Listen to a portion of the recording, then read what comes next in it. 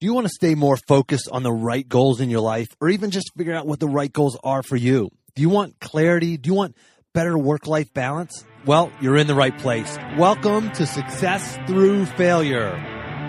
Welcome to the Success Through Failure podcast, the show that reveals failure as your path to success. You'll listen to intriguing interviews with some of the most successful people on the planet and learn how their failures became a launchpad for success and how yours can too.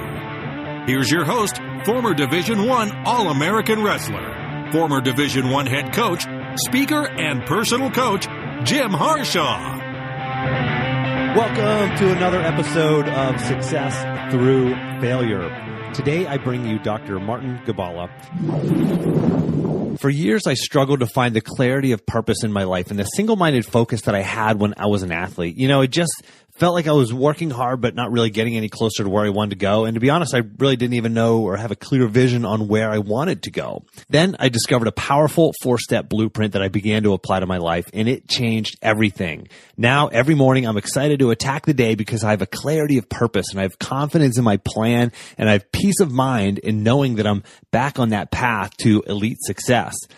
Anyone, and I mean anyone, can use this 4-step process to recreate the key elements in the life of an elite performer so you can regain that clarity of purpose and that single-minded focus so that you can both achieve your goals and live a balanced life. I created a free PDF for you outlining the 4-step Reveal Your Path Blueprint for Success. Just go to jimharshawjr.com/blueprint. That's jimharshawjr.com/blueprint to get instant access to that free PDF. Dr. Gibala is a professor and chair of the kinesiology department at McMaster University in Hamilton, Ontario. His research on the physiological and health benefits of high-intensity interval training has attracted immense scientific attention and worldwide media coverage. Dr. Gibala has published more than 100 peer-review articles, and the results of which have been featured by media outlets including the New York Times, the Wall Street Journal, CNN, NBC Nightly News, and many others. He's frequently invited to speak at international scientific meetings and has received multiple awards for teaching excellence.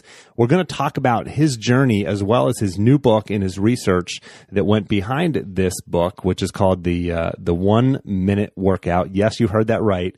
The 1-Minute Workout.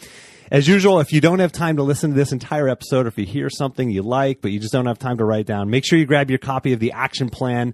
Just go to jimharshawjr.com/action and get yourself a copy of the PDF action plan from this episode. Dr. Gibala, welcome to the show. Thanks for having me on. So I'm going to get right to the meat of this thing, Dr. Gibala, if that's okay. So I know this is the question that is on top of everyone's mind, and probably everyone's mind who reads the title of your book, the 1-Minute Workout. I mean, come on. I want to believe that this is true, but is it true? Can we get exercise in 1 minute?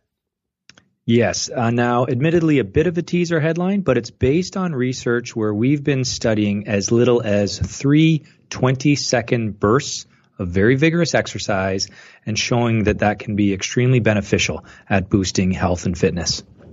And so I'm about halfway through your book. I was hoping to get the whole way through your book before we got to this podcast. But, man, it's all research and science-based. This isn't just, you didn't just kind of come up with a cool, interesting concept and say, yeah, let's just put this out there. I mean, you've based this on your research, a lot of what you've done, but also sort of others, research that other people have done over many decades, really, as well as the results and some examples. So can you talk a little bit about your research and kind of how this came about and how you started discovering this and sort of the foundation of these short workouts, these short exercising that can get us more fit?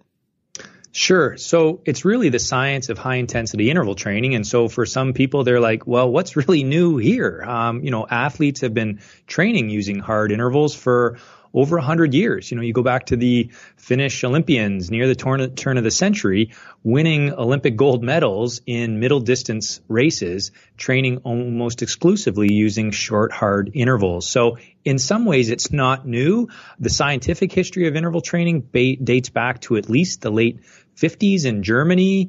But I think what we've learned more recently is just how low can you go, and clear evidence that if you're willing and able to work very hard for very short periods of time, you can reap tremendous benefits. So that's point number one. And point number two is that interval training is not only for athletes or very highly trained individuals.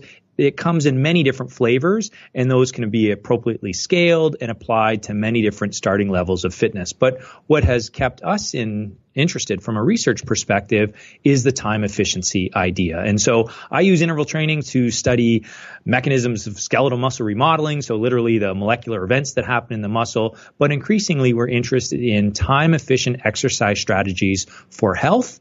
And that's because the number one cited barrier for why people are not active is time. Clearly, that's an excuse for some folks, but a lot of people lead very busy, time-pressed lives.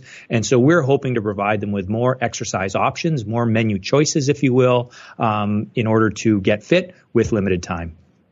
And you started, I think one of the earlier experiments that it sounds like you ran was around, I can't remember exactly what it was, but maybe you can help me with it. It was something around there were like 4-minute intervals, or they did some sort of short interval, a minute or something with a 4-minute break, and they did it, a few times a week. And then there was another group who did a much more strenuous, much more longer workouts, et cetera. And at the end, you found out that the folks who did the shorter intervals had just as much, if not more, benefit. Is that right? Can you kind of go into that a little bit? Sure. So increasingly, we've been making these head-to-head comparisons between the traditional approach. And let me say, there's absolutely nothing wrong with the public health guidelines. They're based on great science.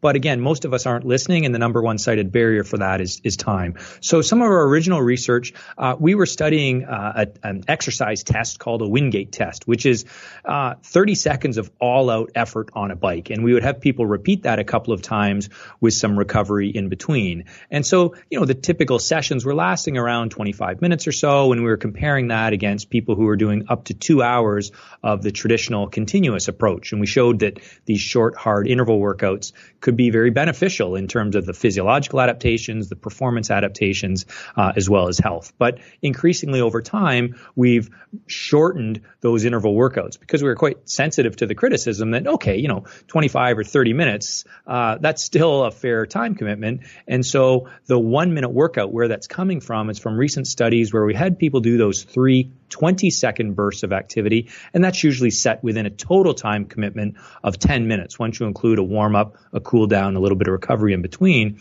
But one of our most recent studies was examining that 3 10-minute sessions per week against another group that was doing 3 50-minute sessions per week of the more traditional continuous approach.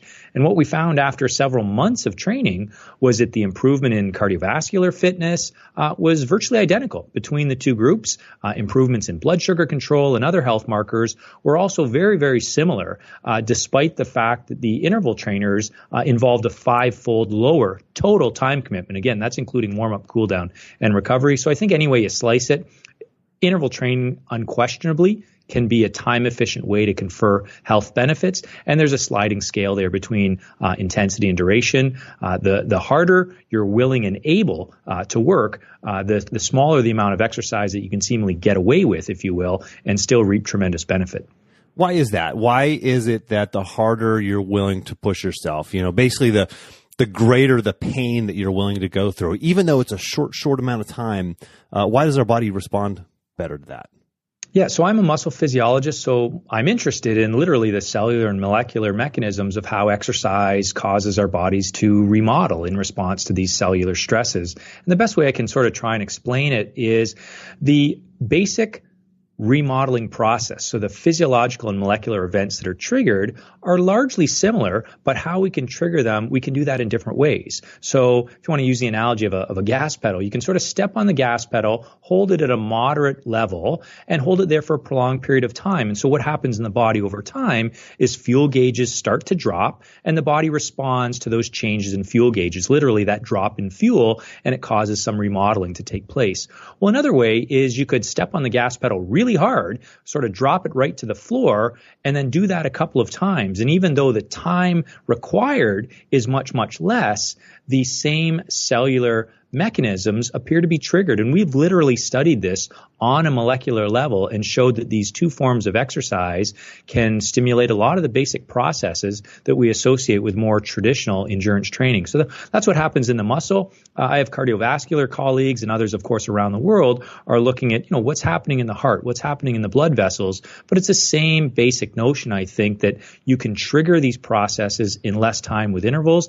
And one of the reasons for that may be something we talk about, these rest to work transitions. So these transitions in workload, the more of those that you can do, even if it's in a short period of time, those appear to add up or sum up over time and provide tremendous benefit, even though the time required is lower than the traditional approach.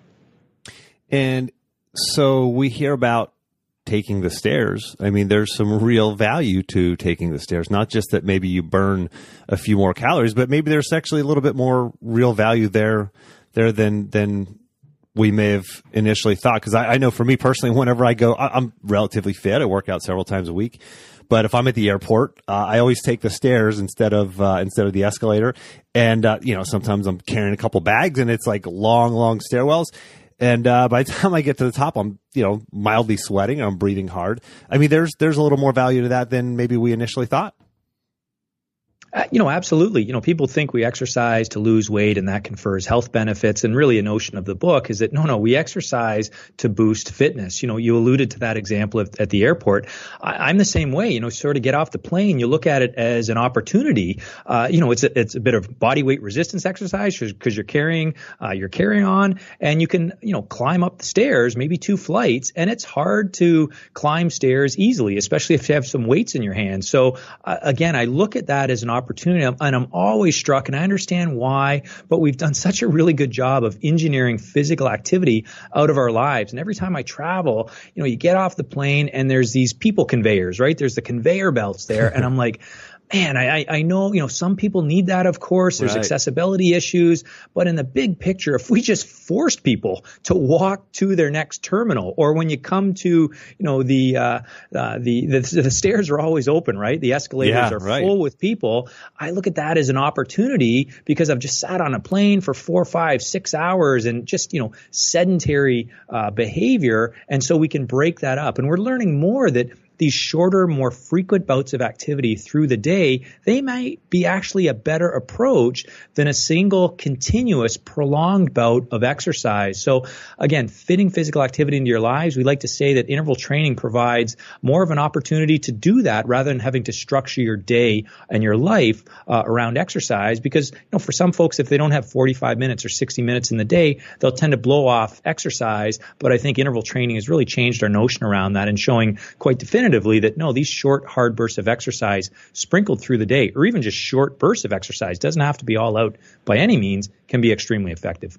Yeah, but like you said, the all out can give you even more benefit. So it's not that this long distance running is wrong. That's basically what you're saying. But also you can do the shorter stuff that is effective. But even if you push yourself really hard, then you get even more benefit. Yeah, I come back to this idea that most of us are time pressed, and intervals provide a very effective way for time efficient workouts. And again, this notion of intensity duration trade-off, if you're willing and able to work hard, you can get away with a surprisingly small dose of exercise, certainly maintain fitness, and depending on your starting point, boost fitness as well. I call them hotel room workouts as well. Intervals can be applied in a body weight style manner. So old style calisthenic type training, burpees, mountain climbers, push-ups, air squats, those can be extremely effective in a short period of time. And if you include short recovery periods, heart rate stays up, you're getting the cardiovascular boost, and you're getting the strength training effect of the body weight style training as well. You don't need much space. You don't need specialized equipment. Are you familiar with the 7-minute workout? I think it's based primarily on your research, if I'm not mistaken. It is, I am familiar with that. Obviously got a lot of attention, which was really just calisthenic type style training. And again, nothing against a 7-minute workout because it's gotten a lot of attention and I think helped a lot of people. But, you go back to the mid 50s and we talk about this in the book, the Canadian Air Force put out a workout program called 5BX, which just stands for 5 basic exercises. And it was derived by an individual. He had come from the Canadian prairies. He was a hockey player, actually went to the U.S. on hockey scholarship, and came back and was trying to figure out a way to keep these airmen fit in these long, dark Canadian winters, sort of protecting the North. And they were basically quite sedentary. And so he devised this way to come up with these 5 exercises that were very, very effective to boost fitness. I have a colleague, Carl Foster, who gave a great quote. He said, 5BX was just P90X without the marketing. And again, it's just this idea that, everything old is new again. And it's interval training, if you look through either the scientific or the athletic history, sort of comes in and out of flavor over time. But I think now there's been, marked interest over the last 10 years, certainly. And if you look at, worldwide fitness trends, high intensity interval training has ranked in the top 3, I think, for 4 years running now. Yeah, and it's interesting. You mentioned this is not really new, because kind of people look around and go, well, why is this new, or why haven't we heard of this before? It's like, well, we kind of have. You mentioned the Canadian military, and there's other examples through history too, right? Absolutely. I gave the Finnish Olympian example at the beginning. Roger Bannister, another famous example of this, when he was making the assault on the 4-minute mile, very busy medical student who would often train for a half hour or so on his lunch by doing short, hard intervals around a track. So lots of examples of this. Ed Fox was an individual who worked at Ohio State, did a lot of great work in the late 60s and early 70s on this topic. Yeah. And Josh Spodek, who I've had on the podcast twice now, episode number 58 and episode number 88 for the listener, if you're interested in going back and checking those out. Josh he's actually in your book, Dr. Gibala, and he's sort of given a term to his workout, which he does every day. He does 50, I think he does 52 now burpees every day, rain or shine, whether he feels good or he's sick. But he calls it a SIDCHA, self-imposed daily challenging healthy activity, a SIDCHA. And I've actually taken to this, and I've done a SIDCHA, I don't know, maybe 4, 5, 6 months in a row now. And I work out otherwise too, but it's interesting that myself and a group of folks who have gone through my coaching program, we do this SIDCHA. We hold each other accountable, and we do it every day. And it's great, especially on the days where I can't work out, I can do something short and as hard as I possibly can. And I, my heart rate goes up, and I know I'm at least getting a little bit of benefit. And now that I have the research to back it up, I'll feel even better about it. Yeah, no, for sure. That story came from, Gretchen Reynolds from the New York Times, who's obviously writes on health and fitness. She had called up and said, if you could only do one exercise, what would you do? And obviously that's a very difficult question. Variety is the best approach. But I reflected on it. I said, you know what? I'd do the burpee, because you can do burpee sets, which is going to keep the heart rate up for cardiovascular conditioning. But burpees are going to strengthen the lower body, the upper body, because you have a push-up movement there. But I said, I can't see anyone doing this for very long. And when I'm writing the book, Josh contacted me out of the blue and said, you know what, I read that interview, and I just wanted to let you know that, this has become my go-to workout. And I think at the time he had been doing burpees for 3 or 4 years running. Yeah. And I think now he's well over that. Right. And so, it's something that he found that worked for him as a very time efficient way to stay in shape. So it's just a tremendous story. Yeah. And he talks about the discipline that it takes to do that. And people always say, wow, you must be very disciplined to do that. And he says, no, well, I do it, and therefore I am disciplined. So that's kind of a different topic. And Josh and I talk about that in our interviews. But yeah, he's been a great story, and he's got an amazing book out himself and program about leadership. So if we can shift gears a little bit, Dr. Gibala, when you first publish this kind of research, you're going to face criticism. I mean, this goes, flies in the face of what most people have believed ever about exercise, right? About fitness. And I believe you even say in the book, someone, one of the first times you published your research, or you were at a conference, I think it was, and someone basically stood up and called BS on you. I mean, How do you face that kind of criticism and keep going? Because most people in the real world, I mean, we shy away from criticism, and if it kind of flies in the face of common knowledge, we go, well, maybe there's something wrong here. Maybe we pull back, and maybe we don't stand our ground and stand for what we believe in because we're going to face that criticism. I mean, how did you handle that? Yeah, and we still face criticism to this day, so it's not like it's necessarily let up. But I guess a couple thoughts. One is, as a scientist, you're trained as a scientist, you rely on facts and data. And I knew we had the data on our side. Now, when you're a young assistant professor, one of the biggest challenges is you move from sort of as a PhD student, and even what we call a postdoctoral fellow, which is sort of like a professor in training or an apprentice professor, you're doing all the research yourself. You're making all of the measurements yourself. And so you believe your own data. And then you become a professor and you start to train other students. So you have people working under you. And one of the hardest things is making sure you believe the data. And so I think it's very demanding to be a PhD student or a trainee of a newly minted assistant professor, because you basically have to do a lot of analyses over and over again, because I would see the data. I knew we had good procedures in our laboratory. And when we started to see these results, they were consistent with our hypothesis, but I wanted to know the data were right. And so I would tell the students, run the data again, run the data again. And they would keep doing that. We knew it was reproducible. So I was confident in our data. And I said to my students, people can argue about the interpretation all the time. And that's what happens in science. Opinions change because we go, we looked at it one way, but now we look at it this way. But as long as the data are solid, you're on good ground.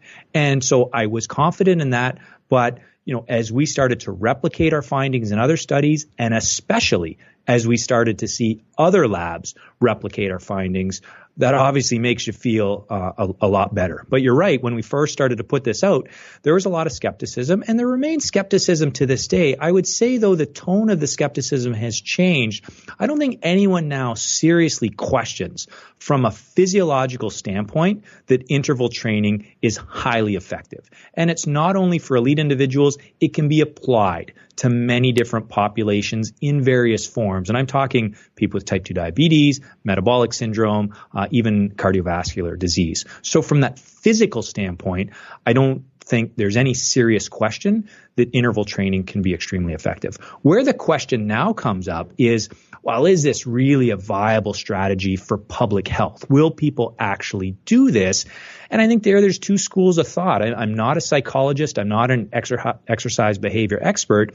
But in speaking to some of these individuals for the book, I think the traditional school of thought is if exercise is more intense, if it's deemed uncomfortable, people are unlikely to do it. And so certainly a number of individuals we're receiving criticism from because they're saying, yeah, it's fine to do these studies from an efficacy standpoint, but from an effectiveness, will people do it in the real world? There's some questions there. I'd go back to this idea that clearly some people are interested because it's been the top 3 in the worldwide fitness surveys for a couple of years now. But there's a whole new school of thought, I think, among behavioral experts. And they're saying, well, wait a minute. Continuous vigorous exercise is completely different from intermittent vigorous exercise. And so if you have people work hard for a short period of time, but then they take a break, there's a number of studies now showing that, people actually enjoy this style of training. It's highly individualized. And so the best exercise for you is going to be what you enjoy because you're more likely to stick with it over the long term. But rather than try and frame this as an us versus them approach or an intervals versus the traditional, we like to look at it as we're just trying to give people more exercise options that are grounded in good choice and in good science. And so the behavioral experts will say, if we can give people more menu choices to pick from, what's wrong with that? And so on those days when you're super time pressed, for sure, pick some intervals. But big picture, a varied approach to fitness is always going to be best. I still like to go for a walk in the woods with my dog. I'm an interval training expert, and I don't even train this way all of the time. So I think, the original doubters were more about, is this real? And I think there's no question now. This is real from a physiological standpoint. Now the questions around the application and the real life translation. Will people actually do this in the real world? And there's a lot of vigorous debate. Clearly, I'm on the side of, I think at least some people will. And for those folks who otherwise wouldn't be doing anything, that's a pretty good approach from a public health perspective.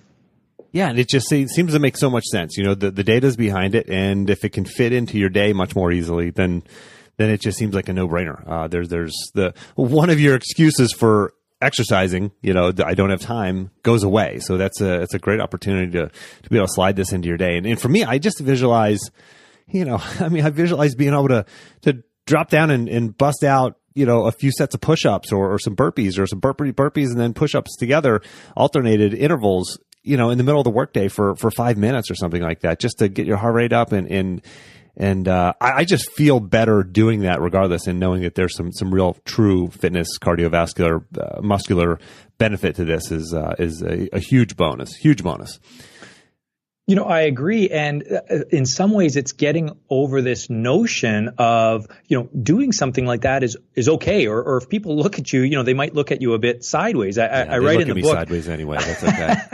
There's that great Friends episode. It's called the one where Phoebe runs. And it's basically that Rachel doesn't want to run with Phoebe in Central Park because Phoebe sort of runs, she looks like Kermit the Frog the $6 Million Man, a combination there. But the point is that vigorous exercise where you're, winded and stuff like that, it's not necessarily the traditional way of exercising. And would it ever become common for people to sort of, bust out a set of burpees while they're standing in line at the ATM? Probably not, but it does get to this idea of, in some ways there's the motivational side or getting over our fear a little bit of how we might look when we're doing this type of exercise. Of course, there's lots of popular programs out there that are based on interval exercise, and that's very motivating for people, almost like a tribal mentality.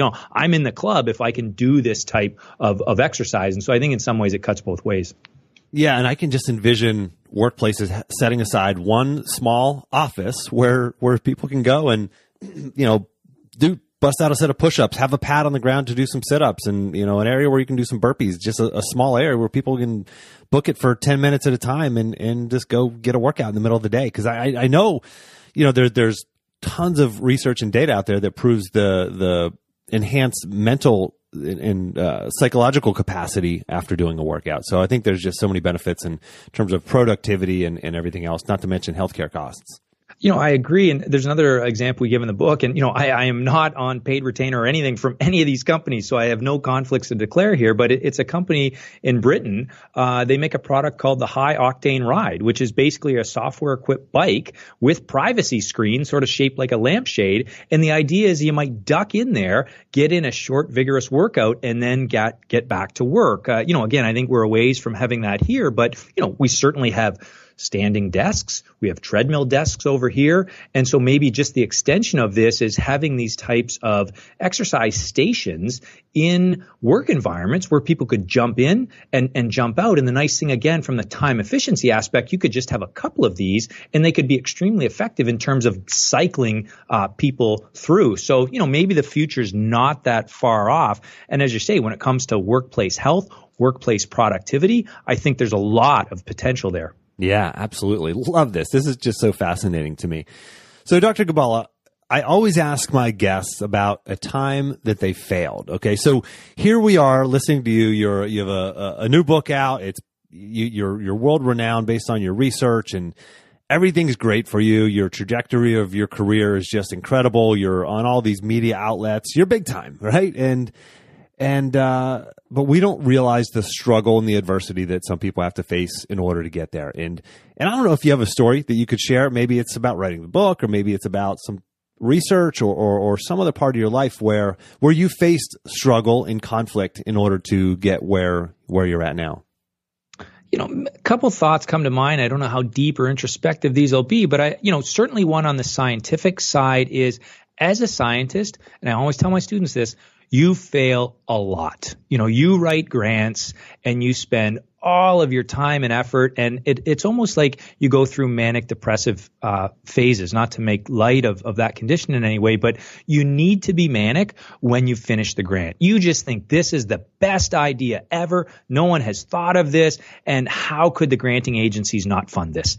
And then you get the results back and they're crushing, almost soul destroying sometimes the comments, because either legitimately people have pointed out flaws in your research, things that you haven't thought about. Sometimes you think the criticisms are not necessarily valid, but you fail a lot. You fail when you submit research papers. You want to submit the work that you think is just great to this very high impact journal. Believe it or not, our first study, it was published in 2005 in the Journal of Applied Physiology, the first study on interval training in this time efficient exercise. It almost didn't get in there. It went to what they call the third reviewer, because the first two opinions on it were sort of split. One thought it was great. The other had all sorts of criticisms, and it goes to the third reviewer, and we sort of snuck one by the goalie there. And sure enough, that remains to this day my most highly cited research paper. So again, in science, I think you fail a lot. And I always tell my students, you just got to get used to this, because if you don't like the criticism, you are in the wrong profession. And, personally, I didn't get the first job I applied to. I ended up at McMaster. I had done a master's degree here. Coming out, it's an extremely competitive job market. That hasn't changed now. I'm sure that's familiar, story for lots of your listeners. And if you receive that sort of first rejection notice and just, slunk away, that's not helping you very much in life. And so it's this old idea of, you got to get back out there, get back on the horse and try again. And, obviously I was fortunate I kept doing that, because it's landed me at a place in McMaster that has a really long history of exercise research for health. And, again, I was giving a talk to students the other day at another local university, and, you look back and the path is so clear because it's in the past. You can see what took place, but you forget sometimes when you're starting out, or these forks in the road come, it's not necessarily everything is planned out. And so really it is, I don't want to sound too cliches, but these luck meets opportunities. You better be ready. You better be trained well as a scientist so that you can take advantage of when these opportunities come, whether that's a job offer or whether it's a grant. But you're going to have to get used to failing a lot along the way, and you just got to keep going. Yeah, that's so relevant for every walk of life. So for the listeners, wherever you're at right now, whatever you're struggling with, whatever goal you have that you want to accomplish, whether it's starting a business or losing 20 pounds or fixing your relationship at home or whatever the case might be, there's going to be failure along the way. That's just how it works. And you mentioned, luck, when luck meets preparation, it's like, and it is cliche, but it's the truth. If you're prepared when the opportunities come to find for success to happen, you have to be ready. You have to be ready to walk through that door and prepared for that. And we all think that massive runaway success always starts with some catalyst that is just, obvious, like, wow, there it is. There's my path to success. But yours was, peer reviewed a first time and a second time. And there were, one was in favor, one was maybe not so much in favor. And so you got to basically have a split decision. It's not a unanimous decision. There's some question marks around that, at least based on one reviewer. So it wasn't this slam dunk home run right off the bat. It was a little bit of pushing, a little bit of, like you said, sneaking one by the goalie. We are using all these sports metaphors, but and they're all Canadian hockey examples, I know. So. Yeah, exactly right. It works though. So I think it's just very relevant for the listeners to keep that in mind.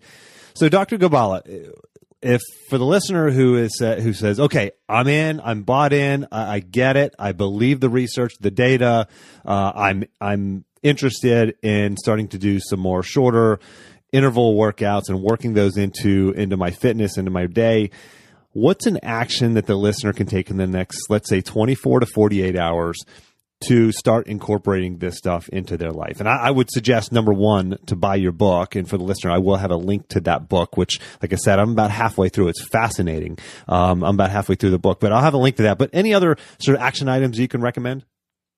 Yeah, we just tell people get out of your comfort zone. So obviously, if you're going to be starting an exercise routine, yes, you do want a medical assessment. You want to check with your physician, but don't go from 0 to 60 overnight. So if your only exercise is walking around the block, an interval workout for you is picking up the pace for a few light posts and then backing off. And that's the beauty of interval training, can be scaled to many different starting levels of fitness. And so our advice to people is get out of the comfort zone. So wherever you're starting at right now, push a little bit, back off, repeat that a couple of times. And I virtually guarantee that's going to result in a boost either in cardiovascular fitness or in a positive improvement in a couple of health-related markers. The responses are highly individual, but when it comes to exercise, there's very, very few complete non-responders.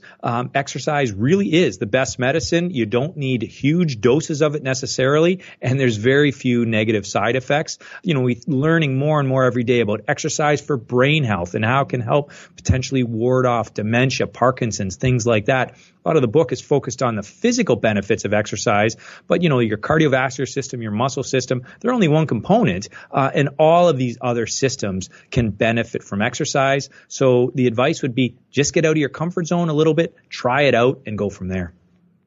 Fascinating. It's so simple. There's no real wrong way to start. Just get started. It's like anything. Just take action. Just get started. You'll figure it out as you go. So thanks for that. It's fantastic advice, Dr. Gibala. Take a moment to sort of promote yourself. Where can we find you online, and where can we find your book and on social media, et cetera? Yeah, sure. The book is published by Avery, which is an imprint of Penguin Random House. It's available both in stores and online everywhere from all of the major booksellers. Online, you can follow me on Twitter at Gibala M. So that's Gibalam. And we've even recently started up a little YouTube channel with some videos, just really exercise hacks or exercise snacks, short little 1-minute vignettes drawn from the book, just showing people how hopefully they can apply some of these principles in their own lives. Excellent. And for the listener, you've heard Dr. Gibala on the Tim Ferriss podcast. Now you've heard him on this podcast. What a great interview. This was a great opportunity for us to sort of, to see behind the curtain into the research that you've done here. So thank you so much for sharing this, Dr. Gibala. And hopefully we'll get to cross paths in person one of these days, and I'll get to thank you in person. So thank you for making the time. I really appreciate the opportunity to be on. And for the listener, until next time, take the time to get clear on your goals and embrace failure as a stepping stone on your path to success.